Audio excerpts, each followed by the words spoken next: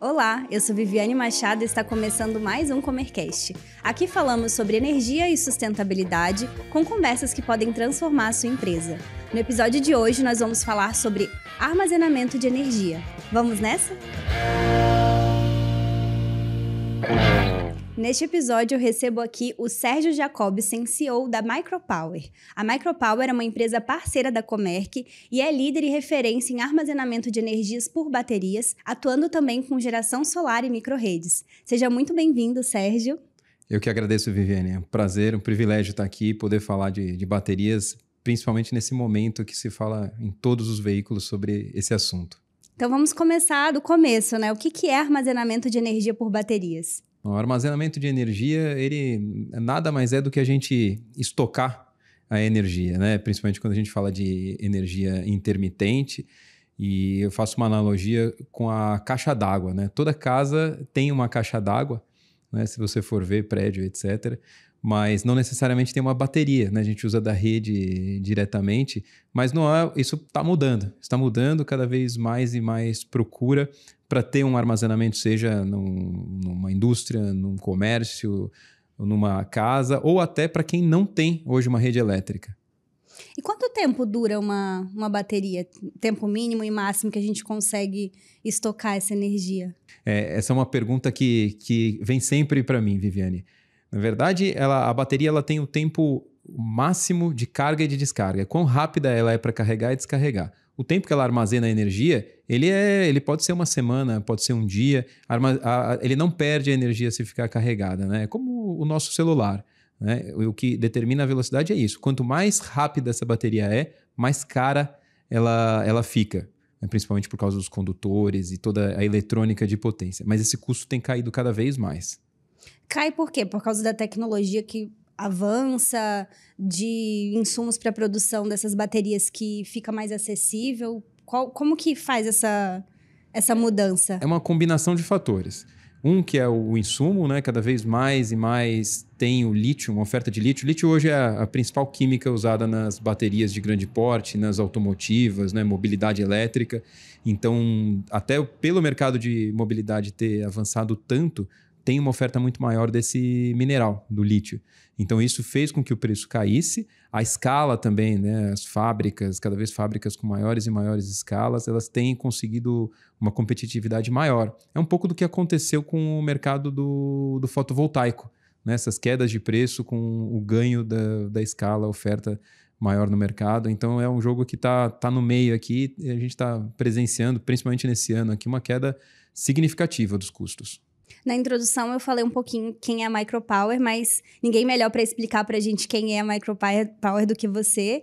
Explica para a gente quais serviços vocês oferecem, como que funciona. É importante esse ponto, né? A Micropower ela não é uma fabricante de baterias, ela não fabrica tecnologia. Nós somos um desenvolvedor de projetos de armazenamento de energia. Essa é a nossa especialidade, né? As baterias elas estão no centro das nossas soluções. E em conjunto com as baterias, a gente pode oferecer uma solução com o solar, né? Principalmente o solar, depois eu exploro um pouco mais em quais aplicações e em quais mercados, mas também com geradores a diesel. Nós temos um projeto bastante emblemático com uma usina hidrelétrica, uma pequena central hidrelétrica. Então, nós vamos fazer a composição de uma solução de energia e tudo isso ele é integrado pela inteligência, essa sim é a nossa propriedade intelectual, que é o EMS, que é o Energy Management System, que é o sistema que é o cérebro, é quem vai determinar a hora que a bateria vai carregar, a hora que ela vai se descarregar, a hora que você vai usar o sol, a hora que você vai usar o diesel, quanto que ela pode descarregar, em qual velocidade para preservar. É o modelo da bateria que está dentro desse software. Essa sim é a tecnologia que é o valor da Micropower. E desenvolvemos esses projetos e podemos fazer 2 modelos de negócio, né? Um que é a venda normal e principalmente o aluguel, que é o as a service, que a gente fala que é o Battery Storage as a Service. Esse sim é o nosso modelo de negócio, é a nossa grande inovação também. Você pode citar exemplos de como isso acontece na prática, de algum cliente, de algum projeto que você gostaria de compartilhar? Sim. Eu vou citar, vou começar por um projeto numa frente que nós chamamos de conectados à rede, né? Que são algumas funções que a gente pode fazer com a bateria. Um bastante significativo, talvez o maior industrial hoje do Brasil, que a gente fala que é peak shaving, que é a hora que a bateria entra na hora da ponta, a hora que a energia é cara. Né? Nós construímos esse projeto com a Vale, num porto no Rio de Janeiro, em Mangaratiba. Lá a gente tem 10 megawatt-hora de bateria. Né? É uma bateria que ela limita a importação desse porto da Vale em 5 mega durante algumas horas. Então, todo o adicional que ela vai ultrapassar os 5 mega, a bateria vai lá e aporta potência. Né? Então, são cargas assim, bastante significativas, porque a gente tem virador de vagão, tem aquelas máquinas que tiram o minério. Então, assim, são grandes cargas. E está funcionando há praticamente 1 ano e meio que a gente fez um evento de inauguração, já passou por essa bateria quase 1 gigawatt-hora, é muita energia, né? Eu brinco que ela é usada todos os dias, é a bateria mais usada do Brasil, isso sem dúvidas, né? Apesar de não ser a maior. Mas ele é bastante emblemático e é um exemplo de um cliente que a gente está há bastante tempo fazendo esse uso na rede elétrica. Você consegue, assim, para as pessoas que não entendem o que significa 1 giga de energia, daria para abastecer uma cidade? Quantas casas? Só para a gente conseguir colocar em uma analogia aqui para as pessoas entenderem o quão grande é 1 giga de energia. Eu não lembro direito quanto que era, mas era assim, uma cidade com alguns milhares de pessoas, a gente consegue dizer que dá para alimentar. É bastante representativo, né? É bastante. Você mencionou um pouco sobre utilização das baterias para gerar mais economia, utilizando essa energia armazenada em momentos que a energia está mais cara, né? No ponta, fora ponta, enfim. Quais são as outras aplicabilidades que a bateria ela pode ser usada? Uma outra frente que nós trabalhamos são os clientes que a gente chama de off-grid. É quem não tem conexão à rede ou quem tem uma conexão limitada à rede, não vai ter energia chegando. Né? Então, essa é uma frente que avançou bastante, né? Enquanto a gente não tem uma regulação ainda totalmente clara sobre as baterias. Então, um mercado que eu posso citar aqui é o mercado do agro. Né? Grande parte da agricultura brasileira, ela tem um atendimento limitado, existe uma demanda reprimida por energia, principalmente para quem faz a irrigação por pivôs centrais.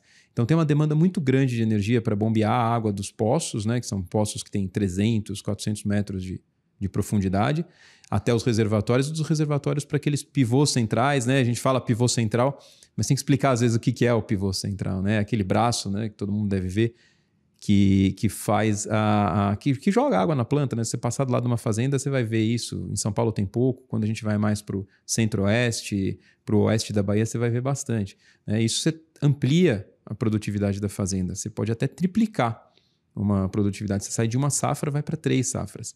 Então, essa energia que a gente traz com a bateria, a gente proporciona isso. Que poderia, se você não tem a rede, você vai ter que fazer ou com um diesel, que é bastante caro, e nem sempre vai viabilizar essas outras safras, né? E nós construímos lá uma bateria junto com uma planta solar. E aí essa planta solar vai carregar essas baterias, e a bateria, diferente do que a gente intuitivamente imagina, ela não vai armazenar energia para irrigar à noite, ela vai fazer o amortecimento da intermitência da geração solar.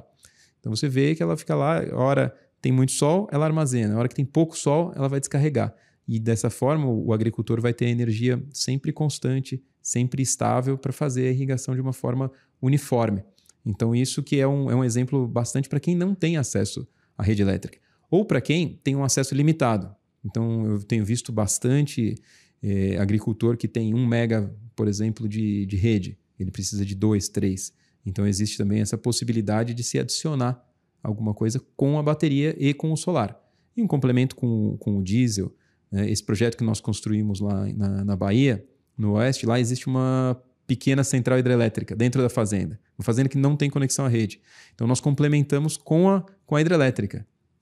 Então, à noite, nós capturamos o excesso da geração hidrelétrica, vai para a bateria, e durante o dia a gente captura o excesso do solar. E aí, o nosso sistema, o nosso EMS, mais uma vez, ele faz todo esse gerenciamento de todas essas gerações e das cargas.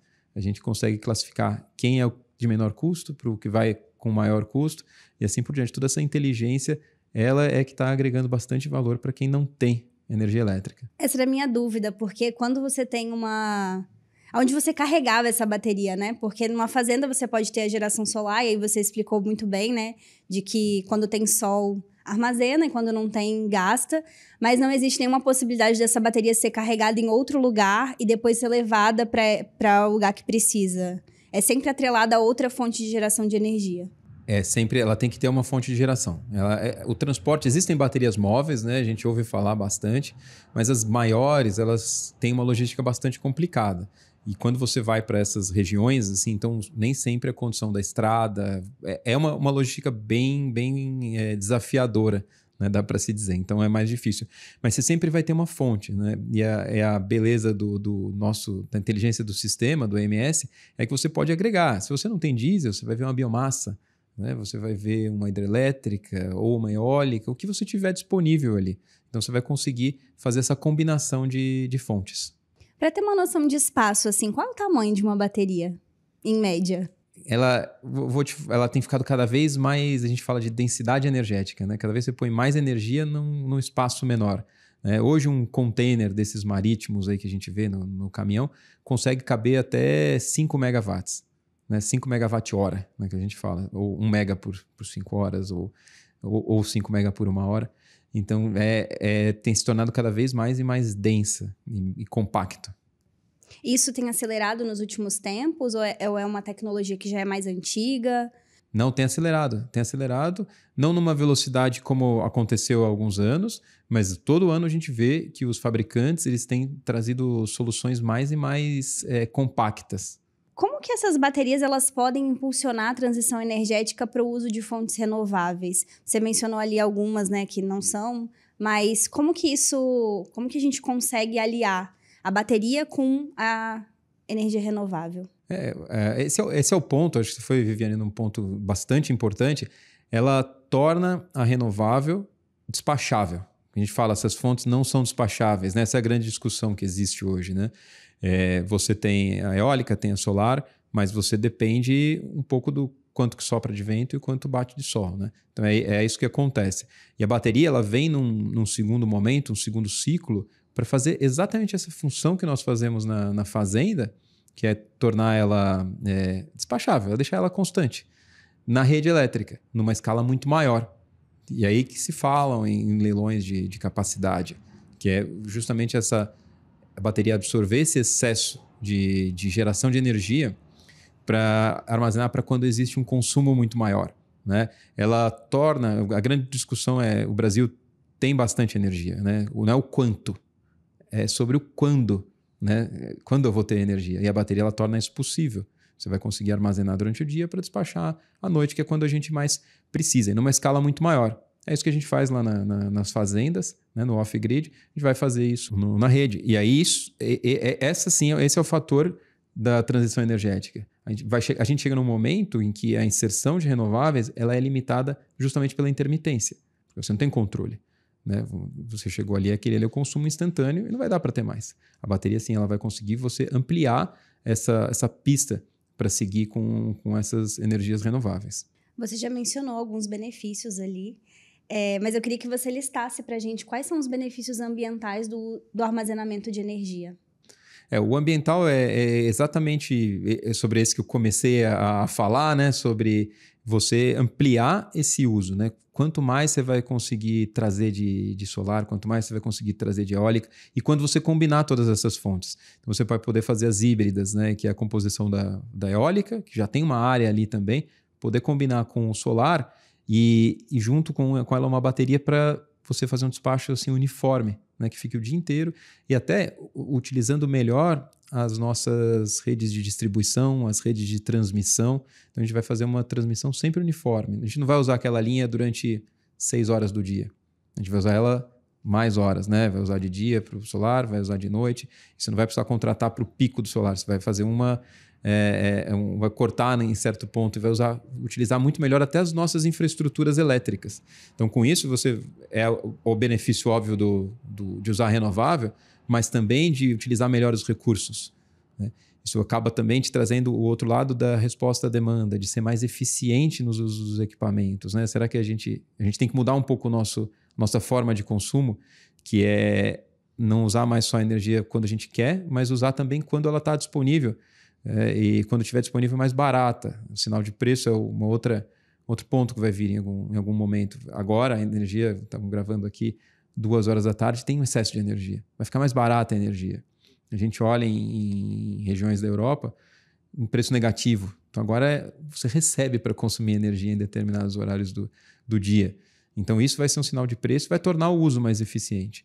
Hoje na fazenda, quando a gente vai lá para o mundo do agro, nós temos feito essa função, que é o quê? Agora minha irrigação, ao invés de ser à noite, ela vai ser de dia. Eu vou mudar o manejo.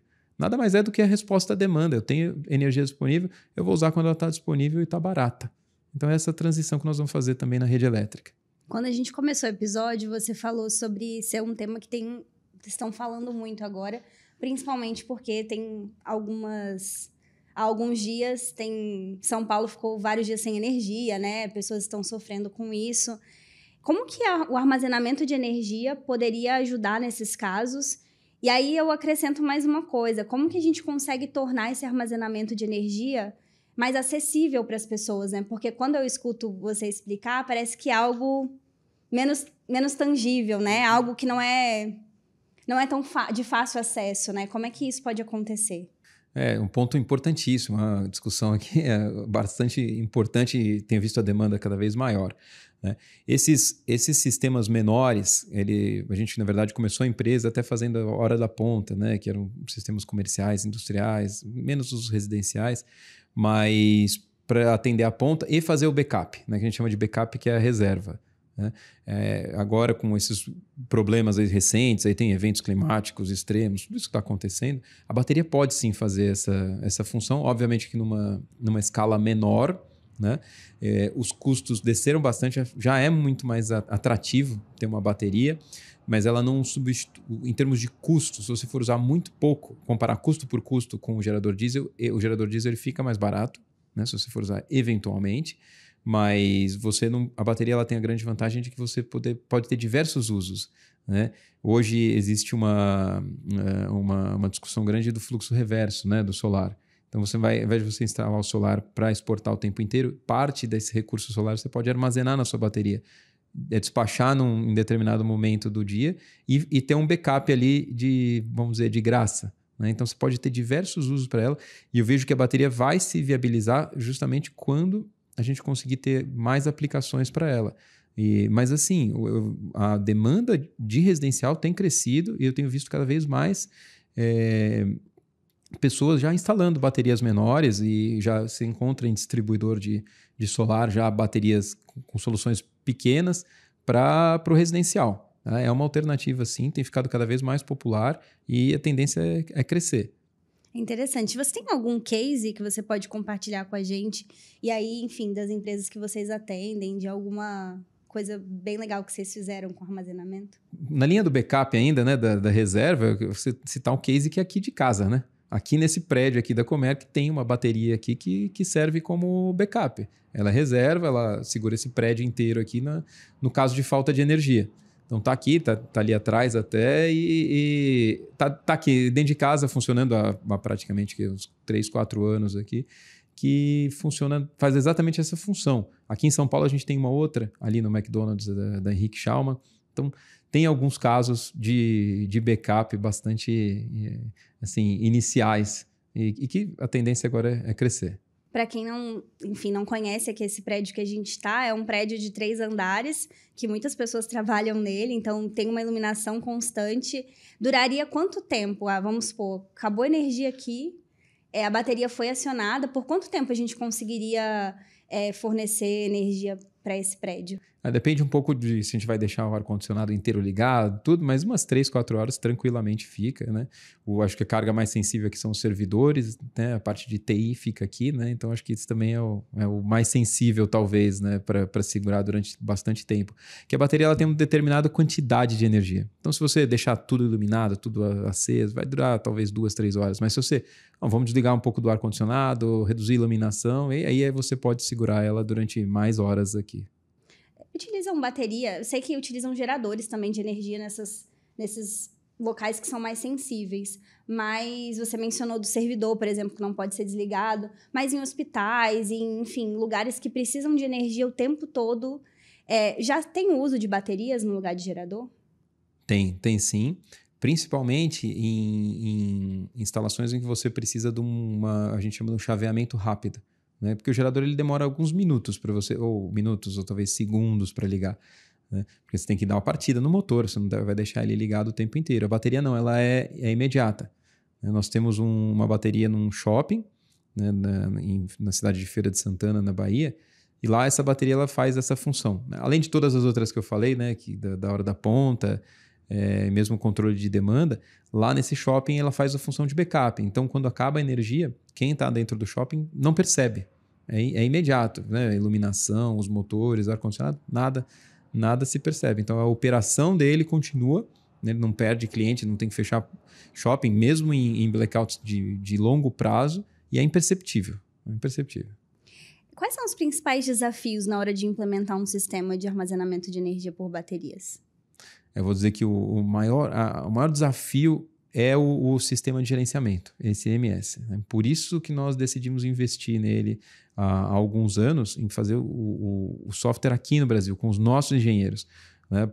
E de forma que a gente conseguisse fazer as adaptações necessárias para o mercado brasileiro. Né? Então, esse é um grande desafio e é ali que está a grande tecnologia. Né? Fora todos os outros, né? Quando a gente vai para regiões mais isoladas, como fizemos os projetos de Luz para Todos em Rondônia, no Tocantins, sim, o acesso lá é bastante difícil. Então, tem lugares que a gente só acessa de barco, em um barco pequeno, a logística é complicadíssima. Então, quando a gente vai para o off-grid, o acesso é bastante difícil. Existem projetos como o da Vale, que tem redundância tripla. Lá toda a tecnologia, a sofisticação do sistema de controle é um desafio. Né? Mas é divertido. O portfólio da Micropower é bastante diversificado, né? Você mencionou tanto esse off-grid, levar no Luz para Todos, isso é bem interessante, né? Eu gosto de falar que nós temos experiência em todos os campos do armazenamento. Hoje, nós somos a empresa que mais opera baterias no Brasil. Né? Porque nós temos as baterias do off-grid, né? Tanto nos sistemas de Luz para Todos que a gente fez para a Energisa, para a própria Equatorial, quanto para o agro, que a gente está fazendo, para a Vale, para o shopping. Então, nós temos todo esse portfólio de baterias que nós operamos elas estão no nosso ativo, né? Grande parte delas aqui. Então, aqui do nosso escritório, nós temos ali o nosso sistema de controle e a gente fica monitorando. Né? A gente chega ali de manhã, já olha, vê como é que está sendo o despacho, como é que foi o de ontem, planeja o próximo, está monitorando ali o tempo inteiro como é que está sendo o comportamento, como é que está sendo a degradação da bateria, porque ela tem a degradação ao longo do tempo, né? É que nem as nossas baterias de celular, notebook. Quanto mais você carrega e descarrega, ela vai perdendo a vida dela. O que importa é que ela perca dentro da curva que está garantida. Então, isso a gente acompanha, estão todas saudáveis, as degradações são menores do que o próprio fabricante fala. E tudo isso é muito bem cuidado. E essa é a nossa grande experiência da bateria, mas com diversas aplicações. Quanto mais aplicações for, mais o time for completo no sentido de entender como fazer essa aplicação, mais eficiente vai ser a empresa. E como você enxerga que vai ser o futuro do armazenamento? Assim, o futuro já está aqui, né? Mas muita coisa tem se transformado, as baterias têm ficado menores, você falou da acessibilidade, mas o que você enxerga para os próximos anos? Assim, próximos perto e próximos longe. Então, para o futuro nós vemos os leilões, esses grandes leilões de baterias que vão capturar esse excesso de energia que está acontecendo, né? Essa discussão toda de curtailment, que são as restrições de geração renovável.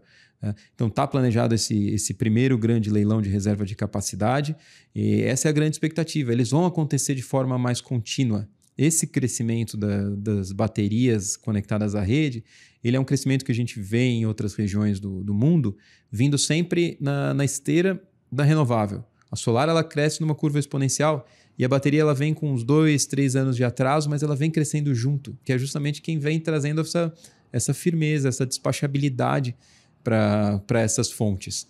Então eu vejo que esse é o futuro. E o Brasil, por ter tanto potencial renovável, seja solar, seja eólico, ele vai ser um país que, obviamente, como consequência, vai ter o crescimento das baterias. Então, eu vejo esse aqui o grande futuro. Então, numa escala de rede, uma escala bastante grande, mas também na rede de distribuição, para resolver o problema da MMGD, que se fala de fluxo reverso também. Essas baterias vão ter uma utilidade na rede de distribuição. Então, essa própria bateria que nós temos aqui, ela vai poder prestar algum outro serviço para a rede elétrica, né? Tem energia sobrando a uma hora, então vamos usar e vamos ter uma receita adicional para essa bateria que está aqui parada fazendo só o backup. Esse é o futuro. Se tiver um preço horário que varie muito, vamos capturar, vamos comprar energia, armazenar com essa bateria com uma energia barata e vão vender ela na hora que ela está cara, com PLD horário.